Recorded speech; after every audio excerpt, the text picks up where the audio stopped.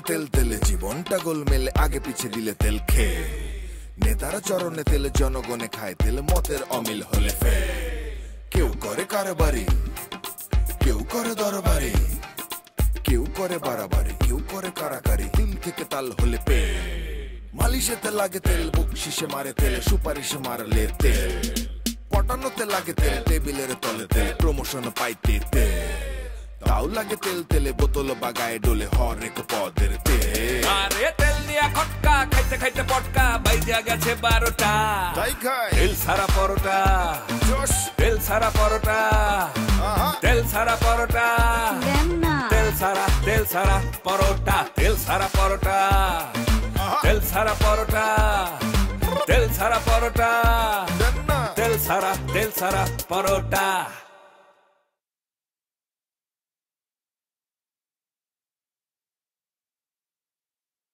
আমি অ্যাকচুয়াল রাগ করবো না, তুই নির্ভয়ে তোর মনের যা কথা আছে আমাকে বলে ফেল। এই যে আমরা দুই ভাই যে দুই রকম, আমরা যে নষ্ট হচ্ছি তোমার জন্য। কি মানে এই জন্য আমি দায়ী? আব্বা তুমি না বলছো তুমি রাগ করবা না, মাথা ঠান্ডা রাখবা। সরি সরি বাবা, sorry, I am extremely sorry. ঠ্যাং ভেঙে হাতে ধরিয়ে দিলেও আমি রাগ করবো। ছি ছি আব্বা, এটা কোন ধরনের ভাষা? তোমার ছেলে এত নিচে নামবে, ঠ্যাং ভেঙে হাতে ধরাই দিবে? ছি ছি, এসব কি বলছিস? তুমিই তো বললা। অ্যাক্সিডেন্টলি মুখ ফসকে বেরিয়ে গেছে। বাবা কথার দুনিয়ায় অ্যাক্সিডেন্টলি কোনো কথা বের হয়ে গেলে কত যে বিপদ হইতে পারে তুমি নিজেও জানো না বাবা। এই মাত্র আমি সেটা উপলব্ধি করলাম যে কথা কত ভয়ঙ্কর হতে পারে। বস্তুতপক্ষে এই মুখ ফসকে বেরিয়ে যাওয়া কথার জন্য পৃথিবী পর্যন্ত ধ্বংস হয়ে যেতে পারে। দারুণ দারুণ বাবা, তোমার কথা শুনে আমি দারুণ অভিভূত হয়ে গেলাম। পৃথিবী ধ্বংস হোক কোনো চিন্তা নাই, কিন্তু আমাদের পরিবার যেন ধ্বংস না হয়। আমাদের এই পরিবারকে ধ্বংসের হাত থেকে বাঁচাতে হলে আমাদের পারিবারিক ঐক্য দরকার। না হলে তিলের খাজা অয়েল মিল কোম্পানি আমাদের পিছনে যেভাবে লাগছে আমাদেরকে তো শেষ করে দিবে। তুই একদম আমার মনের কথা বলেছিস। আমার হৃদয়ের উপলব্ধি তোর উপলব্ধি হয়ে গেছে। একদম ঠিক। এই তিলে খাজা অয়েল মিল কোম্পানি লিমিটেড তাদের কুরুচিপূর্ণ বিজ্ঞাপন দিয়ে পুরো বাজার সয়লাভ করে ফেলেছে। তারা যে ভেজাল, তাদের ইতিহাস যে ভেজাল, সেই ইতিহাস তো সবাইকে জানাতে হবে। হ্যাঁ, তারা তিলে খাজায় ওই তিলের পরিবর্তে মানে নকল দানা ব্যবহার করতো, চিনির বদলে স্যাকারিন দিত। শুধু তাই না, ওই কেরোসিন তেলে পানি ভরে বিক্রি করত। সেই কলঙ্কিত ইতিহাস তো সবাইকে জানাতে হবে, ঢোল পিটিয়ে শোনাতে হবে সবাইকে। বাবা আমি মুসাফির, আমার গানের দলের নাম চিৎকার। আমি নীরব থাকি, আমার গুরু আরো নীরব। নীরবতা একটা ভয়ঙ্কর অস্ত্র, এর শক্তি ব্যাপক। গত কয়েকদিন ধরে তিলে খাজা কোম্পানির আলতাবানু সর্ষের তেলের বিজ্ঞাপন এত দেখতেছি, এত শুনতেছি, এগুলোর বিরুদ্ধে কিন্তু আমি কঠিন একটা চিৎকার দেব। আমার গান হবে আমার প্রতিবাদ, প্রতিশোধ। দয়াল বাবার কাছে গেলে সকল সমস্যার সমাধান হয়ে যাবে। দয়াল গুরু আমি আইতেছি তোমার কাছে। আবার আধ্যাত্মিক কথাবার্তা শুরু করেছে। আরে এসব বুঝরুকিতে আমার বিশ্বাস নেই। প্রকৃত লেখাপড়া মানুষকে যুক্তির পথে নিয়ে যায়। না না না না, দয়াল গুরু আমার বিশ্বাস। পাগলা থাম থাম, দয়াল গুরু আমার বিশ্বাস। আরে এসব ভণ্ড দয়াল ফয়াল দিয়ে কিচ্ছু হবে না। এখন যদি আমার মাথা খুব গরম হয়ে যায়, তাহলে কি আমাকে কেউ অপরাধী ভাবতে পারবে? কেন মাথা গরম হবে? বাপের সামনে যদি তার সন্তান ধ্বংসের পথে চলে যায়, তাহলে মাথা গরম হবে না? আমি তো আমার ধ্বংস দেখতেছি না, যা দেখতেছি মুক্তির পথ, আলোর পথ। এই পাগলা থাম থাম বলছি। এইসব ভণ্ড দয়াল ফয়াল দিয়ে কিচ্ছু হবে না, এগুলো সব বুঝরুকি। আমি তো আশ্চর্য হয়ে যাচ্ছি, আমার সন্তান হয়ে, আমার পরিবারের সন্তান হয়ে তুই এইসব ভণ্ড দয়ালের পাল্লায় পড়লি। ছি! আব্বা আব্বা তোমার কিন্তু ভুল হইতেছে। আমার দয়ালের কৃপায়, দয়াল গুরুর কৃপায় আমি সর্ষের তেল, নারিকেল তেল, কালো জিরার তেল, সুগন্ধি তেল প্রত্যেকের মুখ উন্মোচন করে দেবো। বাবা তুমি মনে রেখো, জয় গুরু। গুরু তোমার দোয়ায় আমি সব কিছুকে জয় করব। গুরু গানই আমার শক্তি, চিৎকার হলো আমার সাহস। গুরু রে গুরু রে।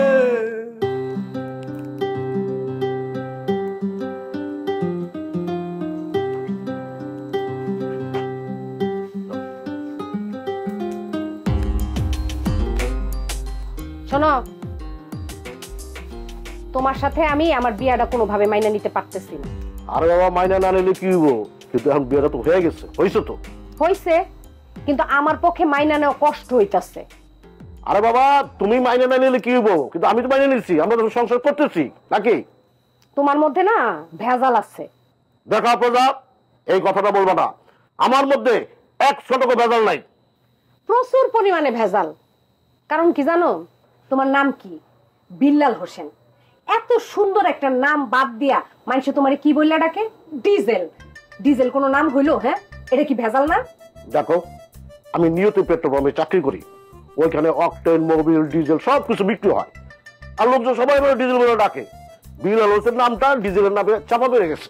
ইস, কি খুশিতে গর্ব করে কইতাছো ডিজেল। খুব পছন্দ হইতাছে না? বাপ মার দেওয়া এত সুন্দর নামটা পাল্টায় ডিজেল বলে ডাকতেছে, এটা খুব খুশি লাগতেছে না? এই, আমার নাম কি? আফরোজা। হ্যাঁ, আফরোজা। স্কুলে আমার হেডমাস্টার আফরোজা নাম্বার দিয়ে ছোট করে ডাকতে বলছিল আলেয়া। সবাইরে বলছে আজকে থেকে ওরা আলেয়া ডাকবা, কিন্তু আমি প্রতিবাদ করছি যে না, আমি আলেয়া হমু না। আমার বাপ মার দেওয়া নাম আফরোজা, আমি আফরোজাই থাকবো। আর সেই প্রতিবাদ করার কারণে আজকে আমি আফরোজাই রয়ে গেছি। কেউ আমার আলেয়া বানাইতে পারে নাই। তুমি প্রতিবাদ করছো, তোমার ভালো লাগে নাই। আমার ভালো লাগতো, আমি প্রতিবাদ করি নাই। আমি নিয়তি পেট্রোল পাম্পে চাকরি করে আমি ডিজেল হয়ে গেছি, এটা আমার নিয়তি।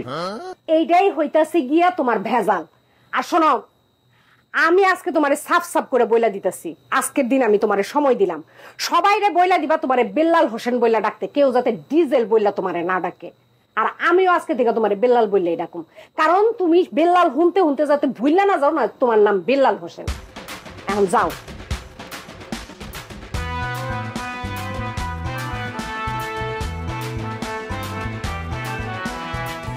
কত সুন্দর একটা নাম দিছে বাপ মায়, বিল্লাল হোসেন। এটারে বাদ দিয়া কি বানাইছে? ডিজেল। Diesel diesel.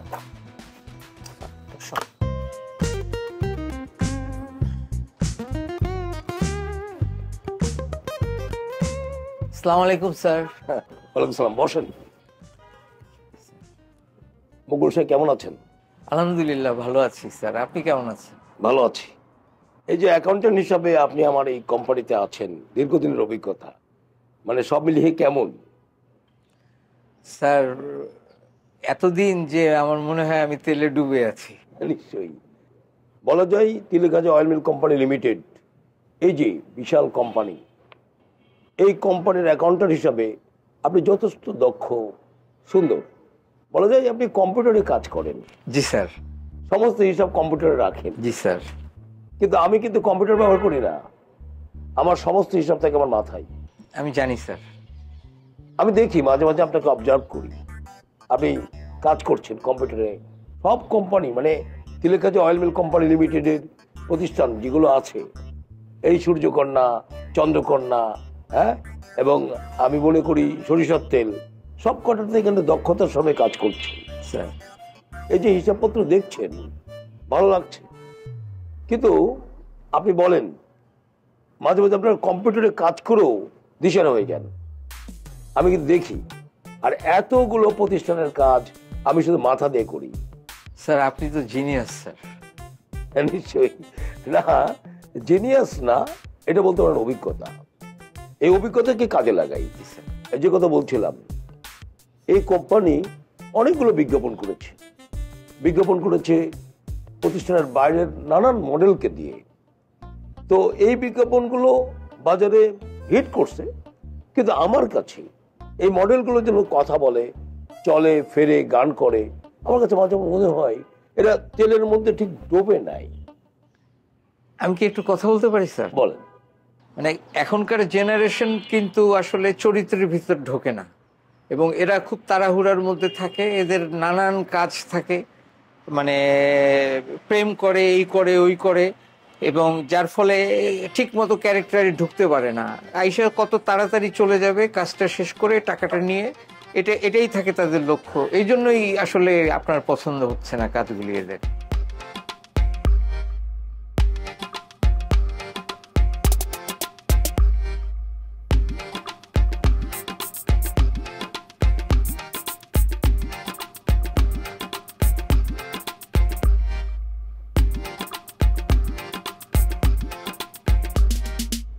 সবকিছু চাপিয়ে দিলে হয় না। আমি কখনো তোমাদের ওপর কোনো কিছু চাপিয়ে দিইনি। কখনোই কোনো কিছু চাপিয়ে দেন না, এটা যেমন সত্য, এক ধরনের সত্য, কিন্তু আসল কথা হলো চাপিয়ে দেওয়া লাগে না, চেপে যায়। এই যে আমরা দেখছি যে একটা সুবৃহৎ তেল কোম্পানি দীর্ঘদিন ধরে আপনাকে নিশ্চিহ্ন করার পায়তারা করতেছে। আপনাকে নিশ্চিহ্ন করার অর্থ হচ্ছে আমাদের পুরো পরিবারকে নিশ্চিহ্ন করে দেওয়া।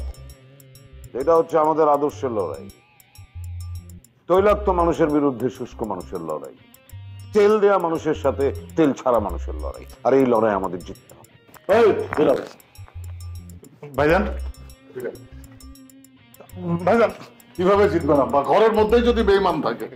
এই আমি তোরে 1000বার বলছি যে এই বাড়িতে কোনো তেল ঢুকবে না, বলছি না? আমি তো তাই না যে এই বাড়ির তেল ঢুকুক, তেলটা তো আমারই আনা লাগে। তাকে জেনতেন সেনতেন নাকি সেই বড় বাজারতে আনা লাগে, কষ্টটা আমার হয় না ভাইজান। দেখছেন আব্বা, কেন আমরা লড়াইতে হেরে যাব? তুমি একটা ভুল চিন্তার উপর বসবাস করছো।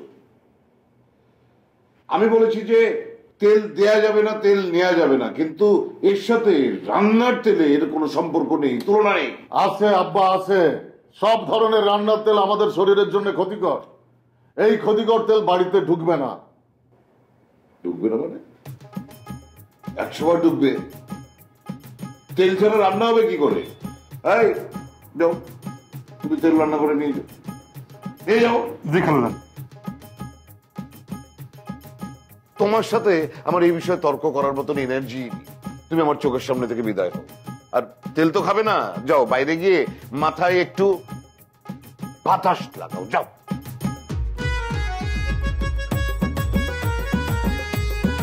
মাথায় টাক কি এমনি এমনি পড়েছে?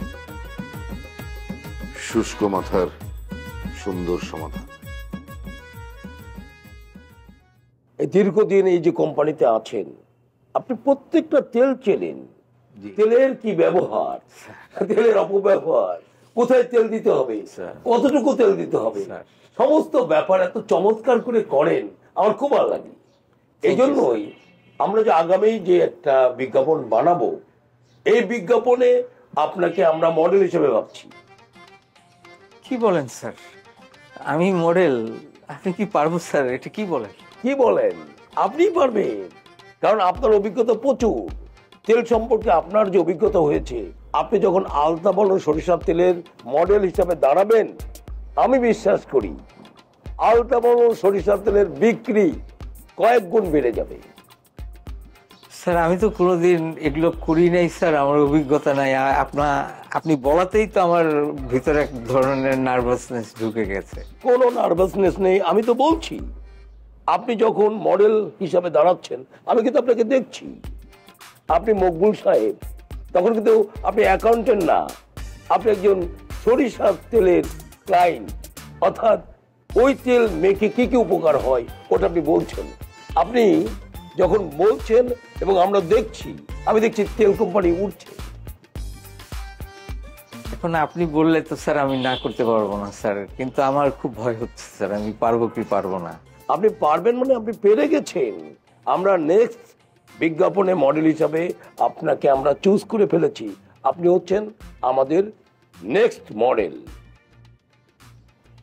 আপনি যেটা বলবেন স্যার। আমি নিশ্চিত দেখতে পাচ্ছি আপনি মকবুল সাহেব আমাদের মডেল হয়েছেন এবং এই বিজ্ঞাপনটি উড়ছে উড়ছে উড়ছে। নেন চা খান। কি প্রমোশন তো হয়েছে গতবার নাকি স্যার? বিজ্ঞাপনটা ভালো করে করেন, আমি প্রমোশনের দিকটাও দেখব। স্যার আমার আপনি বলার পর থেকেই আমি কিন্তু একটু টেন্সড হয়ে আছি আর কি স্যার। আচ্ছা, মানে আপনার অভিজ্ঞতা তো অনেক দিনের হলো, একটা কথা বলেন তো, এই যে তেল এখন সমাজে কি প্রয়োজন, মানে কতটুকু প্রয়োজন হয়ে উঠছে বলুন তো? প্রচুর স্যার। তেল কি শুধু রান্নায় ব্যবহার হয় এখন স্যার? সব কিছুতে তেল। তেল দেয়, একটা টার্ম হয়ে গেছে যে তেল মাখা, ওকে তেল মাখায় এই কাজটা করেছে ও। মানে এই যে মানে মানে আমি বলতে চাচ্ছি আমাদের দৈনন্দিন কথাবার্তায় তেল শব্দটা এখন একটা রীতিমতো মানে আপনি বলতে পারেন এস্টাবলিশড হয়ে গেছে। আপনি কি কোনোদিন কাউকে তেল দিয়েছেন? না স্যার, আমার দিতে হয় নাই, কারণ আমি তো আপনার কোম্পানিতে কাজ শুরু করেছি, আপনার সাথেই আছি। মানে তেল দেওয়ার কোনো অভিজ্ঞতা আপনার নেই? আপনাকে আমি কখনো কোনো তেল দিয়েছি স্যার? আপনি বলেন স্যার। সত্যি তো আপনি তেল দিতে পারেনই না। আপনি এমন নির্ভেজাল মানুষ, কোথায় তেল দিয়েছেন? দেখেন, তেল দেননি বলে কিন্তু আপনাকে আমি মডেল করছি, ঠিক আছে? ধন্যবাদ স্যার।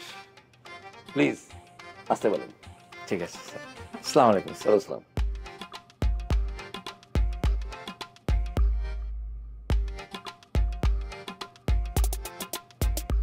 আকবর, তেল ছাড়া মানুষ দেখলাম। দেখেছো? তেল ছাড়া মানুষ দেখবা, মকবুল সাহেবকে ভালো করে দেখবা। একেবারে কমপ্লিট তেল ছাড়া।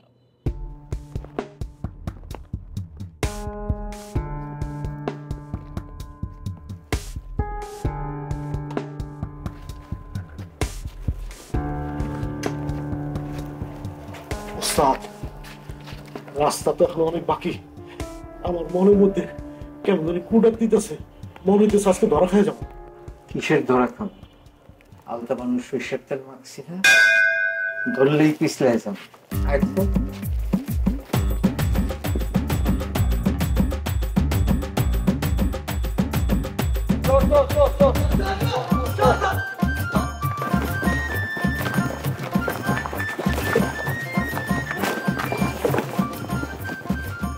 ধরতে পারে না, পিছলে গেছি। আপনি তাড়াতাড়ি আলতা মানুষ সরিষার তেল গায়ে মাখছি না, ধরবা? আসো, ধরো ধরো।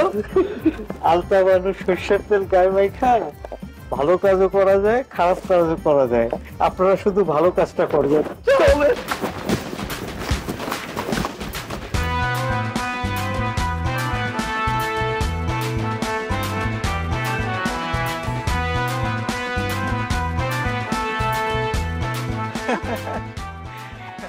আকাশে বাতাসে একই কথা, একই সুর, সবার মুখে মুখে চন্দ্রমুখী নিত্যকুসুম সুগন্ধি তেল। আমার যে কি ভালো লেগেছে, বিজ্ঞাপনটা অসাধারণ হয়েছে। আর আপনি আপনি কি দারুণ পারফরমেন্স করেছেন। আর লজ্জা দেবেন না। Thank you, thank you. But এটা তো আপনার জন্যই পসিবল হয়েছে, কারণ আপনি একটা ওনার।